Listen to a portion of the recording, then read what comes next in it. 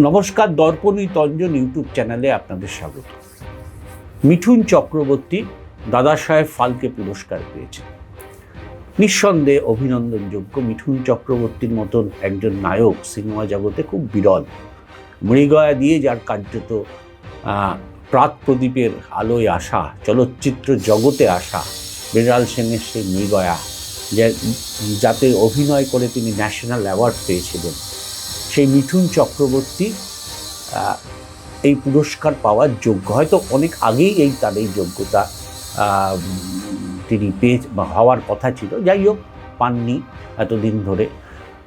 কিন্তু এখনও তিনি অভিনয়ের জগতেই আছেন। এই দীর্ঘ বয়স, প্রায় 70-এর ক্রস করে গেছেন, কিন্তু তারপরও তিনি এখনও অভিনয় জগতে আছেন, নিয়মিত সিনেমা করছেন। তিনি এই মুহূর্তে বিজেপি দলে আছেন। এর আগে তিনি তৃণমূল দলে ছিলেন, তৃণমূলের এমপি হয়েছিলেন, রাজ্যসভায় গেছিলেন। তারপর সারদার মামলায় তার নাম চলে আসে, সিবিআই ইডি তাকে ডাকা শুরু করেন। পরবর্তী ক্ষেত্রে দেখা যায় যে তিনি দায়মুক্ত হওয়ার জন্য তিনি কোটি টাকা, বোধহয় একটা লেনদেন হয়েছিল কয়েক কোটি টাকা, সেটা তিনি সম্পূর্ণভাবে ইডির হাতে সেই টাকা তুলে দিয়ে তিনি সঙ্গে এমপি পদ, তৃণমূলের এমপি পদ ছেড়ে বেরিয়ে আসেন। তারপর তিনি অনেক দিন বসেছিলেন সিনেমা করতে। গত কয়েক বছর হলো তিনি বিজেপিতে যোগ দিয়েছেন। বিজেপির এখন সর্বভারতীয় যে কাউন্সিল আছেন তার সদস্য হয়েছেন। এ রাজ্যের বিজেপির হয়ে তিনি দীর্ঘদিন 2021-এও প্রচার করেছেন, নির্বাচনেও দাঁড়িয়েছিলেন। ফলে তার এটা রাজনৈতিক পরিচয়। কিন্তু যেটা নিয়ে প্রশ্ন উঠেছে, দাদা সাহেব ফালকে পুরস্কার পাওয়ার পর এ রাজ্যের মুখ্যমন্ত্রী কি তাকে অভিনন্দন জানিয়েছেন? এখনও অবধি জানাননি। ফলেই স্বাভাবিকভাবে প্রশ্নটা এসছেন যে প্রাক্তন তৃণমূল নেতা, এতদিনের বাঙালির একটি পরিচিত নাম মিঠুন চক্রবর্তী, যে নাম বাঙালি গর্ববোধ করেন, যে সমস্ত চলচ্চিত্র অভিনেতাদের নিয়ে গর্ববোধ করেন এবং সর্বভারতীয় ক্ষেত্রে যাদের স্থান, মিঠুন চক্রবর্তী তাদের মধ্যে একজন অন্যতম। স্বাভাবিকভাবে প্রশ্ন উঠেছে যে কেন মুখ্যমন্ত্রী তাকে শুভেচ্ছা জানালেন না। এখন সমস্যাটা হচ্ছে যে এর মধ্যে কি রাজনীতি আছে, সে তো অন্যরা বিচার করবে। মিঠুন চক্রবর্তী বলেছেন এটা তার ব্যক্তিগত মত, কি কাকে শুভেচ্ছা জানাবেন তাই নিয়ে তিনি কোনো মন্তব্য করবেন না। অর্থাৎ মিঠুন চক্রবর্তীর দায়টা এড়িয়ে গেছেন। প্রাক্তন তৃণমূলী হয়েও তাকে শুভেচ্ছা জানালেন না, যেখানে মুখ্যমন্ত্রী সামান্য কিছু হলে, সর্বভারতীয় ক্ষেত্রে কিছু হলে সঙ্গে সঙ্গে শুভেচ্ছা জানান।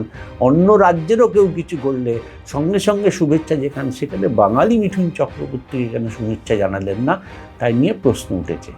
কেউ কেউ টিকা টিপ্পনি কাটতে শুরু করেছেন। কিন্তু এখনও অবধি মিঠুন চক্রবর্তীর এই পুরস্কার পাওয়াকে কেন্দ্র করে মুখ্যমন্ত্রীর শুভেচ্ছা বার্তা আসেনি। স্বাভাবিকভাবেই একটু অবাক হয়েছেন রাজ্যের মানুষ। কিন্তু মিঠুন চক্রবর্তী কি বলছেন? তিনি দায় এড়িয়ে গেছেন, প্রকাশ্যে বলতে পারেননি, কিন্তু তিনি কি বলছেন সেটাও একবার শুনি। না, উনি কেন করবেন? আমি তো অপোজিশন পার্টি। না, আমার মনে হয় না উনি ওটা ফিল করেন। আমার মনে হয় না। যাই হোক, I don't want to get into that. এটা পার্সোনাল ব্যাপার, কেউ করলো না করলো। অর্থাৎ পরিষ্কার ব্যাপার যে এখনো অবধি শুভেচ্ছা আসেনি মুখ্যমন্ত্রীর তরফ থেকে।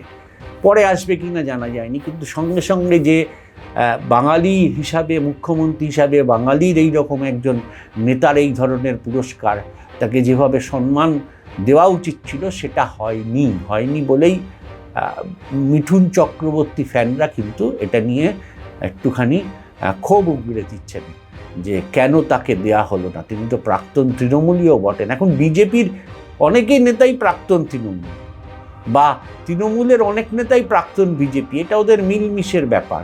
ফলে এটা নিয়ে মানে ভাবনার কিছু নেই। কিন্তু এটা বলা যেতে পারে যে কেন মিঠুন চক্রবর্তীকে দেয়া হলো না, শুভেচ্ছা জানালেন না মুখ্যমন্ত্রী, সেই নিয়ে প্রশ্ন উঠতে পারে।